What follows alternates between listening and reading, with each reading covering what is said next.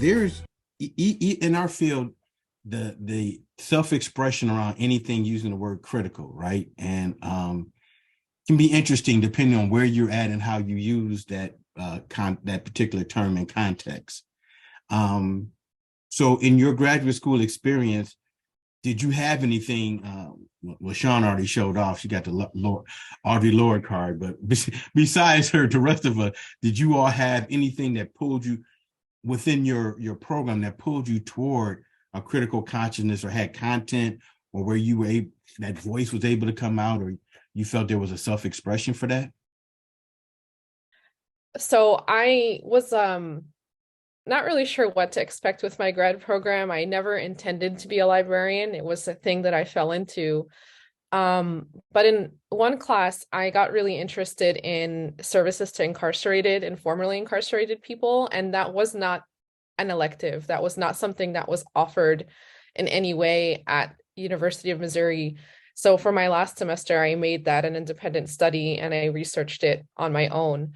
So it wasn't necessarily part of the degree, but I made it part of the degree. And that has been one of the larger things that informs my practice and my approach to librarianship and how we frame access to information and who gets that access. Well, let me follow up with that, if you don't mind, Heather. So with that thought in mind, were there ever students who were vocal about maybe the need for more of that, or were folks pretty much resigned to, if you're going to have it, you're going to create it on your own? What was the temperature of, like in the program, or at least a discourse around? Because I know John Budd was there. I'm not sure he's retired, but I used to read a lot of his stuff that had critical perspectives in it, but that doesn't always show up in the discourse or the day-to-day. You might have a one-off course. So in your experience. I would say it was pretty light, like maybe a reference here and there within a course, but not the primary focus. We did watch the documentary Change the Subject that was about students petitioning to remove terms like illegal aliens from the Library of Congress subject headings, but it never felt like that was a focus in any of my classes. It was a point of frustration for me because it felt like the conversation wasn't happening in the courses that I was taking, or if it was happening, it was like, we're going to spend 1 week on this and back to our scheduled programming. Okay. Thank you. I mean, I would say similarly. I mean, we did the same program, so I can certainly echo those exact same sentiments. And I took a class with John Budd. He was one of my professors. I think I had him his last year before he retired. And I would say no, I mean, I think he was really great at posing questions and getting folks to think interestingly and deeply, but it was like one of those sort of survey early classes in the early part of the program. Like, no, I wouldn't consider really any of my program to be critical in any way. I did take a class that was called the Information Society, which was kind of like a theory heavy class, considering like, have we entered into an information society, and taking a look at sort of the white guy theorists about information and society and that kind of thing. And for that class, I had to write a paper, and I wanted to take a pedagogy angle because I was a teacher and I am an educator. And because of that class and that specific paper, I read Pedagogy of the Oppressed for the first time. And so that ended up being like my angle and my entry into thinking about criticality was through critical pedagogy, but interestingly, not through the education program I did in undergrad. I did an entire education degree where critical pedagogy literally never came up. It took this one paper in this one class for me to even hear Paulo Freire's name. So, yeah. Right. No. So a shout out to Freire from Symphony. So posing the same thing. So you came through maybe a half a tick ahead of Hiba.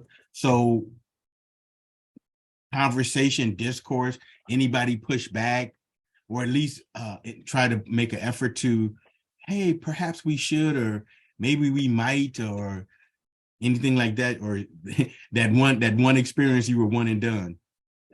I mean, I would say no from what I can remember. But I also should, I think, be transparent in the fact that I was also a little bit checked out as a student because I was teaching at the same time. So I was working 50, 60 hours a week, like how high school teachers do.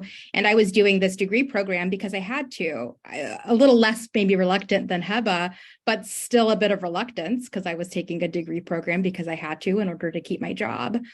So I wasn't like active in the student groups. I wasn't busy having those kinds of conversations with my peers, which, you know, it is what it is. But organically in classes, no, I did not hear these things. Okay. Okay. So no organic intellectual experiences there. All right. Got it. All right, Sean, go ahead and show off. Yeah. First of all, I have Put to a say, seatbelt on. I have a decade on these two in terms of my library experience. So the field has shifted, right? Like over the last 10 years, I feel like there's been a ton of work. I definitely didn't have anything going on in my my graduate degree program. Like I don't even want to talk about it because it was so absent. Although I did have one Black male professor who did change my life, Leroy Lawton. I ended up working with him at Bronx Community, and he really showed me how to have this profession be something that engages with people and how people are the center of the work. And it's not about the information if we don't include the people in it. And so that was definitely the learning curve for me for how I wanted to be interacting with others. But I would say that I didn't mention that I teach library school at Pratt School of Information right now. And so I've been doing that for over 5 years. And I just teach the one class, which is a like core reference and instruction class. And that class, I sort of am making up for what I lost in library school, like by putting it all into the one class, like the poor students, like they get everything. And I do make sure to include a critical lens to every single module to the point where fortunately the school has been receptive to it, and they're implementing it in other courses, and they have a committee to update the curriculum to create, change learning outcomes for every class that has to include a critical lens. It looks different for each class for sure, but the course that I teach does do the reference letter to incarcerated people's program. And so I'm sort of learning through teaching. Like my syllabus will update and I get to bring in speakers. I get to talk to folks like, invite Fabazi Ettar or Jennifer Ferretti to my class, like that kind of stuff didn't happen when I was in library school, right? And so now we're rethinking almost what the school experience is supposed to be and how people can advance going forward. I wish this class could be taught at Queens though, right? Like I know that it's different, although they do now have like a Zakiya Collier, who was a Black radical memory worker teaching at Queens, right? And that person wouldn't have taught when I was there. They didn't exist yet, potentially. So I think that we're doing better, right? But we have to get there bit by bit. And I think one of the things that can change is if more folks can teach with master's degrees. Not that the doctorate isn't like the holy grail and folks who have a doctorate are like, thank you for doing all that labor. But if the terminal degree is a master's, why do we require the doctorate to teach? And I think if we're asking adjuncts to do the work of teaching with a master's, then we can have full-time faculty in there too. And fortunately, Queens just put out a call for another faculty full-time person who would have just a master's as a terminal. And I think that that's going to allow for more folks who are doing this work on the ground to teach and change the whole profession.